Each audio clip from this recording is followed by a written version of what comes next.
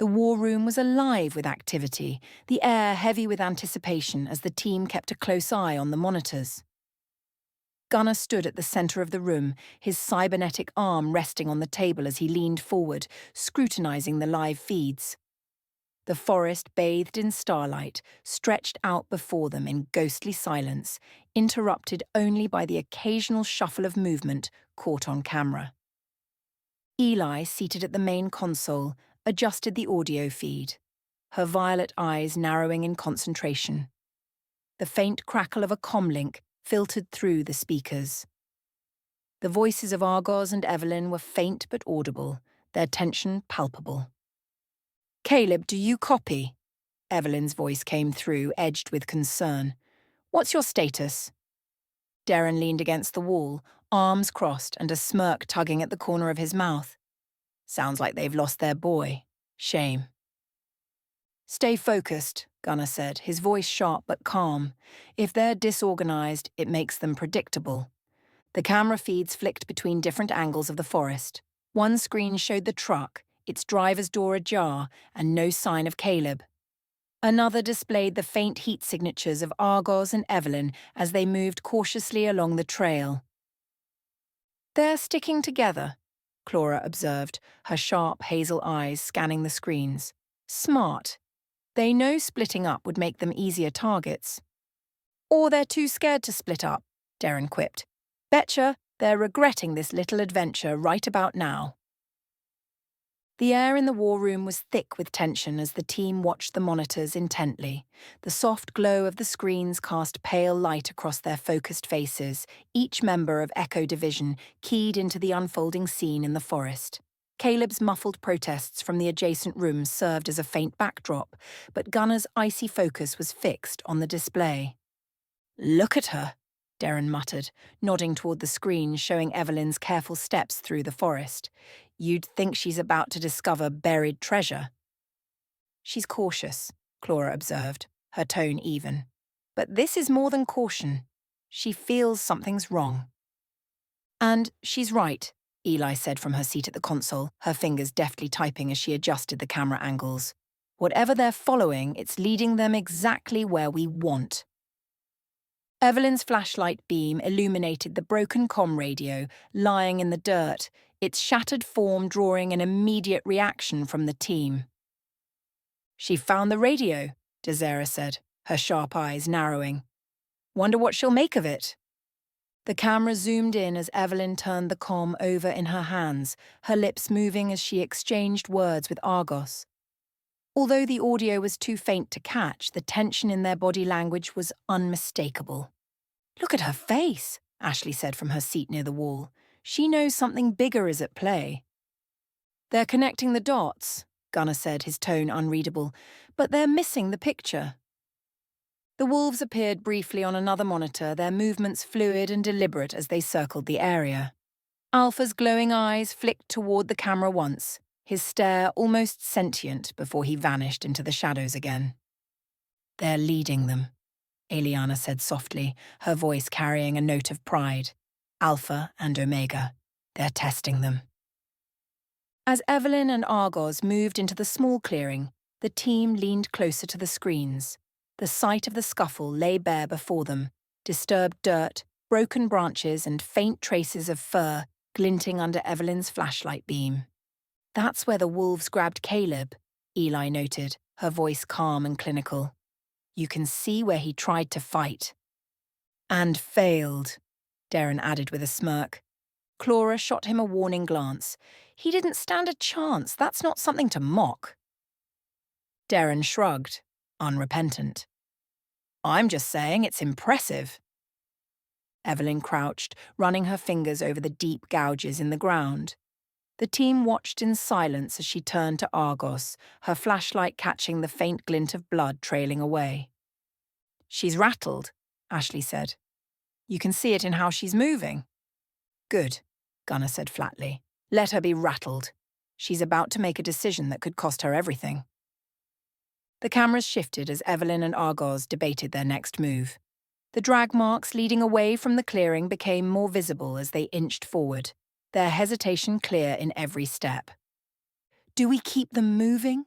Sarah asked, her sniper-trained instincts kicking in. Or let the wolves close the loop? Not yet, Gunnar replied. Let's see how far they're willing to push. Caleb's already in our hands, Aeliana pointed out. What do you hope to gain from this? Patterns, Gunnar answered without hesitation. I want to know how they think, how they act under pressure. This isn't about Caleb anymore. It's about them. Maelorion, standing quietly at the edge of the room, nodded in agreement. You're studying them, preparing for what's to come. Eli turned to Gunnar, her voice tinged with concern. And if they get too close to the perimeter? Gunnar's cybernetic fingers tapped against the table, the rhythmic sound breaking the silence. Then we'll stop them, but for now, let's see what they're made of. The monitors flickered as Evelyn straightened, gripping her blade tightly. Her hesitation was brief, but it didn't escape the team's notice. She's scared, Clora said, but she's determined. That's dangerous. Not as dangerous as what's waiting for her, Darren quipped, earning a few dry chuckles from the team. As Evelyn and Argoz pressed forward, the wolves' heat signatures flickered briefly on another screen. Alpha and Omega remained unseen by the intruders, their calculated movements keeping them just out of reach. They're still leading, Ashley said. And the targets are following. Good, Gunnar said, his tone sharp. Let them walk into the trap. The team fell silent again, their eyes fixed on the screens as Evelyn and Argoz continued their cautious advance. The pack had control of the game, but the night was far from over. The air in the war room buzzed with tension as Echo Division observed the unfolding chaos on the monitors. Gunnar stood at the center, his sharp gaze never leaving the screens. The wolves had closed in, and their silent coordination was a sight to behold. They've separated them, Clora said, her voice low and approving. Textbook divide and conquer. Eli leaned forward, her fingers tapping commands into her console to zoom in on each target. Alpha's got Argoz cornered. Look at him. He's playing with her. On the monitor, Alpha circled the base of the tree where Argoz perched, his glowing yellow eyes locked on her with a glint of amusement. Omega danced around him, the young wolf's curious energy a stark contrast to Alpha's calculated menace. Kids learning from the best, Darren said with a grin. Alpha's turning this into a masterclass. Another screen displayed Evelyn, her blade raised defensively as Beta prowled in front of her. The she-wolf's cold, calculating eyes flicked toward the river, her movements slow and deliberate. She's cutting her off, Ashley observed from her seat, pushing her toward the water. Desiree nodded, her arms crossed. Beta's always been tactical. She won't attack until Evelyn makes a mistake. Evelyn's stance shifted, her boots scuffing the edge of the riverbank as she retreated. Beta's growls deepened, a low rumble that seemed to vibrate through the speakers. She's trying to hold her ground, Clora said, but Beta's not giving her a choice. Back on the screen showing Argoz, Alpha stretched out on the ground below her tree, his posture almost leisurely. Omega bounded around him, letting out playful yips as he darted in and out of the shadows.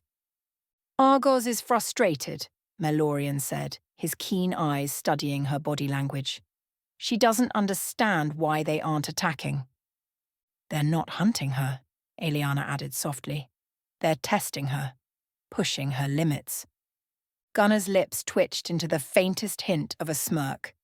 Alpha loves to make a point. The room chuckled lightly, though the tension remained high. The howls rose again, a haunting melody that echoed through the forest. The pack watched as the sound seemed to shift and twist, its source impossible to pinpoint.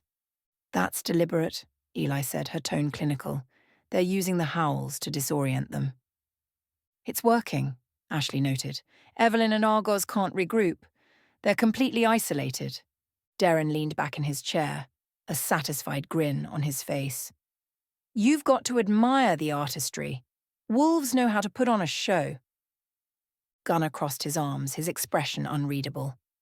This isn't just a show. They're reminding everyone who owns this ground. In the adjacent room, Caleb sat with his arms crossed, watching the same monitors. The sophisticated surveillance and the pack's seamless coordination were far beyond what he had expected. His brows furrowed as he watched the wolves split Evelyn and Argoz, the strategy playing out like a chess match. Back in the war room, Gunner's voice cut through the quiet. "It's time." He turned to Clora. "You take Evelyn. She's heading toward the river. Aeliana, you and Maelorion take Argoz. There's something off about her. Find out what it is." Clora nodded, her expression resolute. "On it." Aeliana glanced at Maelorion, who gave a faint nod. "We'll handle it." Gunner's cybernetic fingers tapped against the table as he issued his final command. "Ashley, Desera, hold your positions, but be ready to move if things escalate. The wolves will keep them pinned." As the team moved to execute their orders, Darren leaned back in his chair, his smirk widening. This is going to be fun to watch. On the monitors, Alpha's glowing eyes shifted upward, locking onto the camera for a brief moment. It was as if he knew they were watching, and he approved.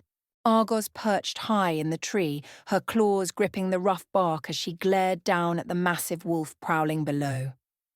Alpha's glowing yellow eyes glinted in the faint starlight, his tail swaying lazily behind him as though mocking her predicament. The air was thick with tension, the distant howl of Omega adding an eerie backdrop to the standoff.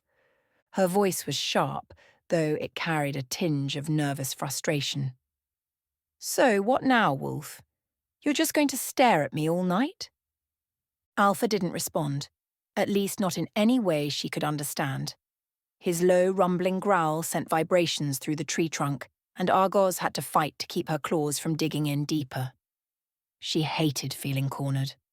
And this was the worst kind of trap. From the shadows, Maelorion stepped into the clearing, his elven robes flowing lightly in the breeze. His presence was commanding yet calm, his piercing blue eyes fixed on Argoz. "You seem to be in a predicament," he said smoothly, his voice carrying an air of authority without menace. Argoz's eyes darted to him, narrowing in suspicion. "Oh, great! Another one of you?" Aeliana emerged beside him, her serene expression illuminated by the soft, silvery glow of her aura. "Argoz," she called gently, "you don't have to stay up there. We're not here to harm you." Argoz snorted, her claws flexing again. "Sure you're not. That's why the wolves chased me up here like some kind of squirrel." "The wolves are here to ensure no one makes a foolish move," Aeliana said, her tone steady. "We're here to talk." Argoz glanced at Alpha, who was now sitting at the base of the tree, his posture relaxed but his eyes still locked on her. The she-goblin scowled but shifted slightly on her branch. "Talk? About what? How you're going to haul me off in some magic cage?"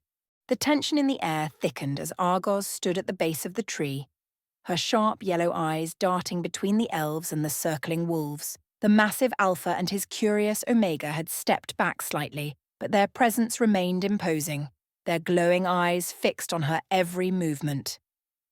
Maelorion took a measured step forward, his regal composure unshaken. "You've taken the first step, Argoz. Now, let's move this discussion somewhere less exposed.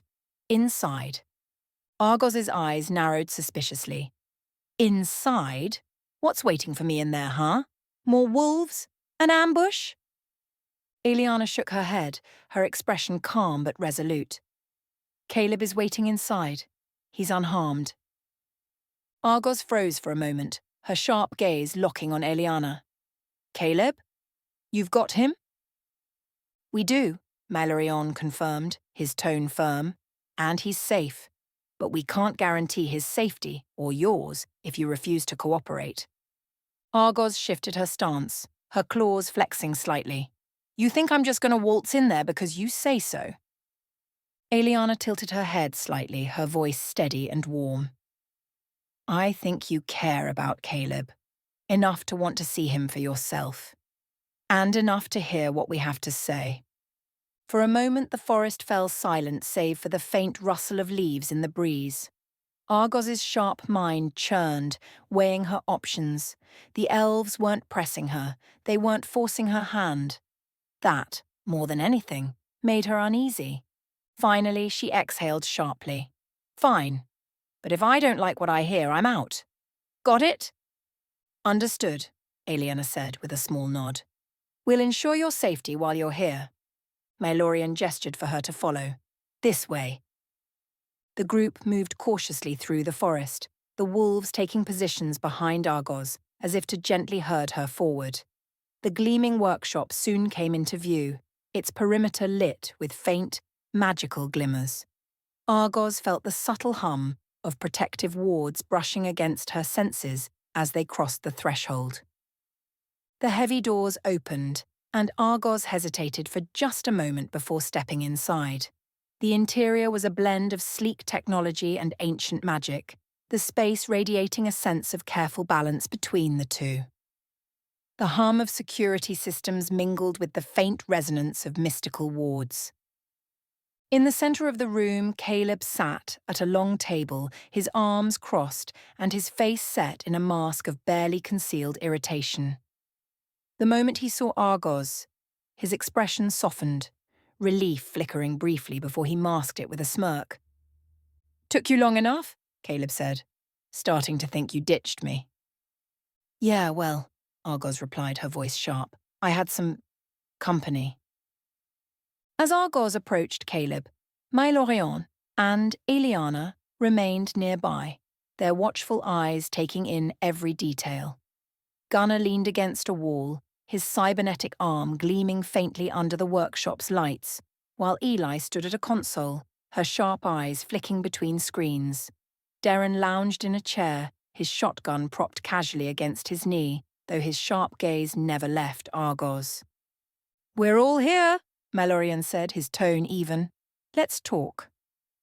Argoz crossed her arms, her sharp eyes darting between the gathered group. "Talk about what? How you've been hunting us down like animals?" "No one here is hunting you," Aeliana said softly. "We want to understand why you've come, that's all." "And Caleb?" Argoz shot back. "What, he's just a bargaining chip now?" "Caleb came willingly," Maelorion said firmly. "He's answered some questions. We're hoping you'll do the same." Argoz turned to Caleb, her sharp eyes narrowing. "Willingly? What the hell did you tell them?" "Relax," Caleb said, holding up his hands. "I didn't spill anything. Just told them we were looking into something unusual." "Unusual?" Gunnar echoed, his tone dry as his sharp blue eye locked on Argoz. "That's one way to put it." Argoz's jaw tightened. "What do you want from us?" Aeliana stepped forward, her expression calm but commanding. "We want to know what you're looking for, what drew you here, and why you were willing to take such risks." The silence stretched, the weight of the moment pressing down on Argoz. She glanced at Caleb, who gave her a slight nod, his expression unreadable. Finally, she spoke, her voice low and guarded. "We're looking for answers, just like you." The hum of the river and the rustling leaves set an uneasy backdrop as Clora emerged from the trees, her sharp hazel eyes scanning the forest for signs of Evelyn. Beta moved silently beside her, the grey she-wolf's ears twitching with every sound. Evelyn had backed herself against the edge of the water, her blade glinting faintly in the starlight. Her breathing was measured, but her eyes betrayed her unease as she faced the imposing she-wolf. Beta growled low, her posture predatory but restrained. Clora placed a hand on Beta's flank, a silent command that caused the wolf to back off slightly. Evelyn's grip on her blade didn't waver. "Well," Evelyn said, her voice calm despite the tension in her posture, "you've got me here. What's the play?" Clora stepped closer, her hands visibly empty as she raised them slightly. Her expression was calm but firm, her tone carrying the weight of command. "The play, Evelyn, is that you come with us, willingly. No one wants this to escalate." Evelyn's sharp green eyes narrowed, her blade remaining steady. "And why would I do that? You've already got Caleb. What more do you need?" Clora stopped a few paces away, her posture non-threatening but resolute. Answers. That's all. We don't want to fight. And from the looks of it, neither do you. Beta let out another low growl, but Clora silenced her with a look. Evelyn's gaze flicked to the wolf, then back to Clora. You say that, Evelyn said carefully, but you've got wolves circling and weapons pointed. Doesn't exactly scream trust. Clora sighed softly, her voice firm but not unkind. Evelyn, you're in our territory. You've been here long enough to know we've been watching. If we wanted to harm you, it would have already happened. Evelyn didn't respond immediately, her mind racing as she weighed her options. Clora took another step forward, her tone softening slightly. You're not alone in this, you know, Clora said. Whatever brought you here, whatever risks you've taken, it's something bigger than just you and Caleb. Evelyn's grip on her blade faltered slightly, her eyes searching Clara's face. And you're just going to help? No strings attached? Clara's lips curved into a faint, almost wry smile. We're not the ones sneaking around in the dark. You tell me who's really holding the strings here. For a moment, the two women stared at each other, the tension hanging thick in the air. Then, slowly, Evelyn lowered her blade, though her posture remained guarded. You want me to trust you, Evelyn said, her voice quiet but firm. You'd better start earning it. Clora nodded once, her gaze steady. Fair enough. But you'll find we're better allies than enemies. Evelyn hesitated for another moment, then finally stepped forward. Clora gestured for Beta to fall back, the she-wolf retreating into the shadows with a low huff. Let's go, Clora said, her tone resolute. It's time to talk. Evelyn followed, her sharp eyes flicking to the tree line as they disappeared into the night. All right, you've made it this far. That means either you like what you're seeing, or you're lost. Either way, no harm in sticking around, right? Go on, hit that subscribe button, join the team, and while you're at it, hit like, because, let's be honest, you're already invested. And the bell? That's for you if you don't want to miss any of the action. You wouldn't want me to come find you. See you soon, and remember, once you're in, you're family.